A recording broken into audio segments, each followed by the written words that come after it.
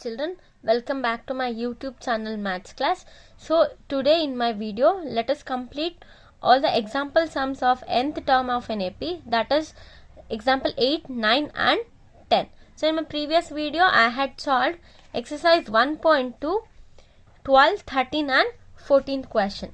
So example 8 states that find the 11th term from the last term, that is towards the first sum of an AP 10, 7, 4 up to minus 62.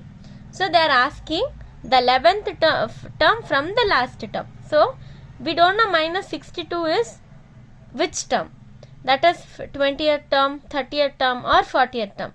So before solving this problem we have to find out n. So minus 62 is in which position of an AP. Then from the nth term we have to find the 11th term towards our first term. Okay, that is from the last to first. Now let us see the solution. First what you have to do, you have to write all the given data. So given AP 10, 7, 4, minus 62. So A is 10, D is A2 minus A1, 7 minus 10, that is minus 3. And AN is minus 62, N we don't know. AN formula A plus N minus 1 into D. AN we have minus 62, A we have 10 plus N we don't know, and D is minus 3. Let me send 10 here. Minus 62 minus 10, N minus 1 into minus 3, that is minus 72 is equals to N minus 1 into minus 3. And N minus 1 is given by minus 72 by minus 3. 3 ones are 324. So minus minus cancels, it will be plus 24. So N is given by 24 plus 1. N is given by 25. Minus 62 is 25th term, that is 1. So 24, 23, 22, 21, 20, 19, 18, that is 2, 3, 4, 5, 6, 7, 8. So from last we are going to first, we want the 11th term from the last. Okay, 17, 16, 15, that is 9, 10, 11. So from last, if it is 11, it is the 15th term. Okay, it is the 15th term. Now we have to find A15. So AN, A plus N minus 1 into D, A15, A is 10, 15 minus 1 into minus 3. So 10 plus 14 into minus 3. So 10, 42. So A15 is given by minus 32. So A15 is the 11th term from the last term. So value of A15 is minus 32. Number 9, they have given a sum of rupees 1000 is invested at 8% simple interest per year. Calculate the interest at the end of each year. Do these interest form an AP? If so, find the interest at the end of 30 years making use of this fact. So there is a sum of 1000 rupees, that is your principal amount, you have 1000 rupees with the simple interest 8%. We have to calculate the simple interest for 1000 rupees for 3 years. After we get a simple interest result, then we have to check whether it forms an AP. Okay, if it forms an AP, then we have to calculate at 30 years what will be the interest for 1000 rupees. Okay, so now let us solve the problem. So what is the formula to find out the simple interest? Simple interest is given by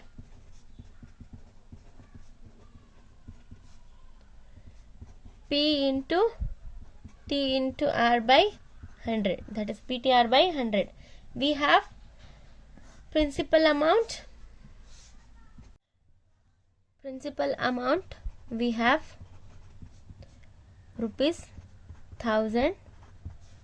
Rate of interest we have 8%. Time 1 year. Okay, let us substitute these in this formula. Interest for end of first year. Simple interest at the end of first year. So PTR by 100, we have 1000 into 1 into 8 by 100. 0 cancels. 10 8s are 80. Okay, so SI at the end of second year. So 1000 into 2 into 8 by 100. 0 cancels. 10 2s are 20. 28s are 160. Simple interest at the end of third year. 1000 into 3 into 8 by 100.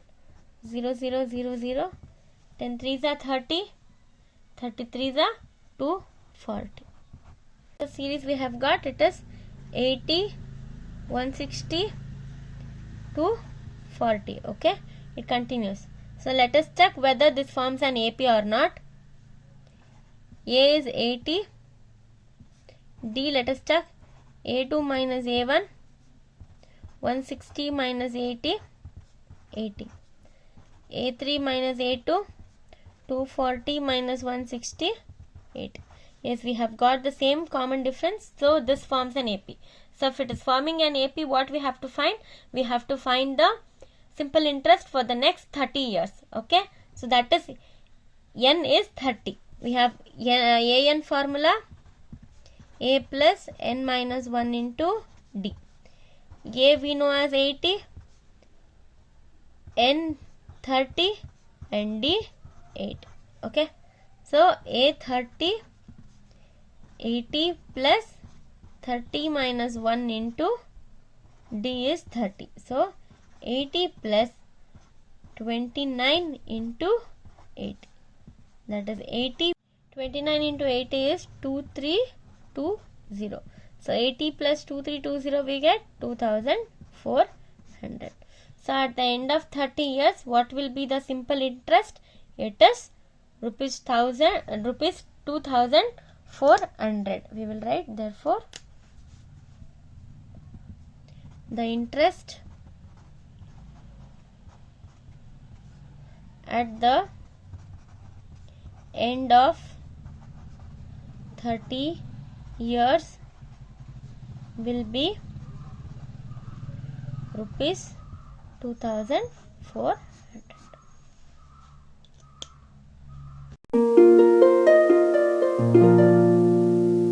Example 10 and the last example sum in your nth term of an AP.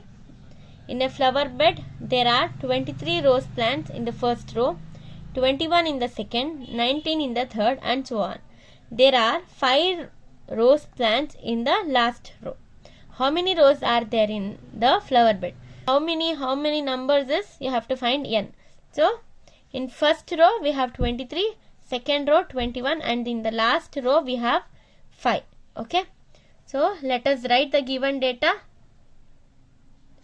Given number of rose plants in first, second, third rows are. So first row we have 23, next row we have 21, 19, and the last row we have 5. So we have to calculate n. What is the formula of an is given by a plus n minus 1 into d. Okay, so a we have 23, d a2 minus a1, 21 minus 23, that is minus 2, and an we have 5. Okay, so 5 is equals to 23 plus n minus 1 into d. So 5 minus 23 is equals to n minus 1 into d is minus 2. Okay, so 5 minus 23, it is minus 18, n minus 1 into minus 2. N minus 1 is equal to minus 18 by minus 2. 2 ones are 2 nines are. N minus 1 is equals to 9. N is equals to 9 plus 1. N is equals to 10. So how many rows of rose plants are there? There are 10 rows in the flower bed. So this is all about your today's problem. So in my next video I'll be teaching problem based on this. So we have left out with 6 problems in exercise 1.2. So I'll be teaching all the 6 sums in exercise 1.2. If you have any doubts regarding this, you can mail me at the mail ID given in your description box. Please like my video, share it with your friends and subscribe to my channel. Thank you.